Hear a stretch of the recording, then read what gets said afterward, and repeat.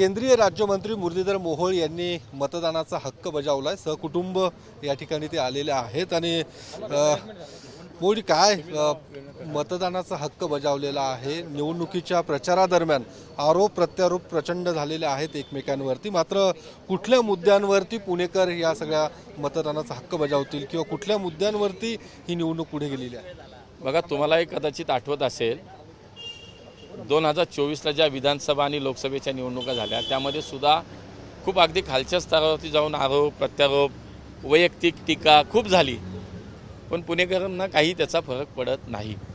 पुणेकर जनता जी आहे ही खूप विचार करून मतदान करते आणि त्याच्यामध्ये आजची महानगरपालिकेची जी निवडणूक आहे ती सुद्धा पुण्याचं भविष्य नेमकं कोणाच्या हातात सुरक्षित राहील, आमची पुढची पिढी, या पुण्यामध्ये जी आमची पुढची पिढी आहे ती सुरक्षित कशी राहील, या पुण्याचा विकास कसा होईल, या पुण्यातले प्रश्न कसे सुटतील, या पुण्याची प्रगती कशी होईल, हा विचार करूनच मतदान करते। आणि म्हणून मला असं वाटतं की ते फक्त आणि फक्त एकच उत्तर आहे, ते पुणेकरांनी दाखवून दिलं आहे। मागच्या महापालिकेच्या निवडणुकीला, लोकसभा विधानसभेच्या निवडणुकीला दाखवून दिलं आहे, आणि ते म्हणजे नरेंद्र मोदीजींचं, देवेंद्र फडणवीस साहेबांचे भारतीय जनता पार्टी हे निश्चित आहे। त्यामुळे कोणी आरोप प्रत्यारोप केल्याने काही फरक पडत नाही, हे मागच्या निकालावरून स्पष्ट आहे। निश्चितपणे या सगळ्या निवडणुकीच्या प्रचारादरम्यान जर बघितलं तर मुरलीधर मोहोळ विरुद्ध अजित पवार अशी एकूण कुठेतरी चित्र निर्माण झालं होतं की चित्र पाहायला मिळालं मला असं होतं। वाटतं की मी वैयक्तिक तर कधीच बोललो नाही, पण तू समोरनं वैयक्तिक स्वरूपामध्ये जेव्हा बोलणं झालं तेव्हा मला असं वाटतं की मी उत्तर देणं स्वाभाविक होतं। त्यांनी जे काहीच विषय नाहीत अशा पद्धतीनं खालच्या स्तरावरती जाऊन त्यांनी त्यांच्या पक्षांनी सोशल मीडिया त्यांच्या सगळ्या प्लॅटफॉर्मवर बघा तुम्ही, आमच्याकडे कुठंच नाही तुम्हाला दिसणार। हेच लोकसभेला झालं म्हणून जनता उत्तर देणार आहे। मला काही त्याच्यामध्ये मला फरक नाही पडला, पण मी तुम्हाला सांगतो, बघा 2017ला यांना लोकांनी नाकारलं, 25-30 वर्ष तुम्ही पुण्यात सत्तेत होतात, काय केलं? आज पुण्याचे तुम्ही वाहतुकीचा प्रश्न तुम्ही मांडता।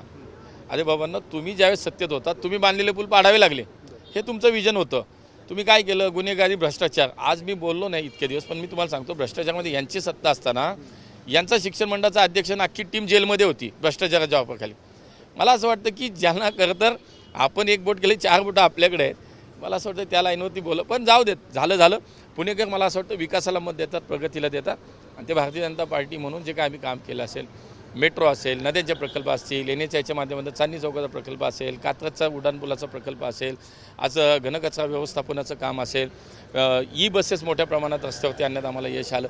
आम्ही खूप काम केलं आहे। आज शहरामध्ये बघा किती उड्डाणपूल झालेत, किती ग्रेड सेपरेटर आलेत, नद्यांवरच्या पुलांचं कामं चालू आहे। पुणेकर हे विकासाला मत देतात, आणि तो विकास त्यांना माहिती आहे की भविष्य पुणेकरांना माहिती आहे की मोदीजींच्याच पक्षाच्या माध्यमातून पुण्याचं भविष्य सुरक्षित आहे।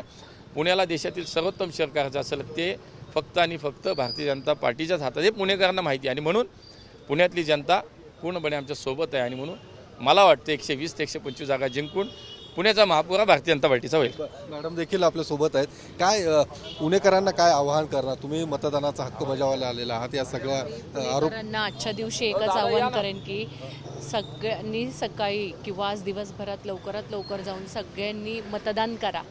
आपण सगळे सुज्ञ नागरिक आहोत, आपली लोकशाही बळकट करण्यासाठी सगळ्यांनी मतदानाचा हक्क बजवायचा आहे। धन्यवाद। तर आपण पाहिलं मुरलीधर मोहोळ यांनी मतदानाचा हक्क बजावलेला आहे। आरोप प्रत्यारोप जरी झाले असतील, मात्र पुणेकर हे विकासाला मतदान करतील असं मोहोळ यांचं म्हणणं आहे। कॅमेरामन विकी चव्हाणसह मी योगेश बोरसे, TV9 मराठी, पुणे।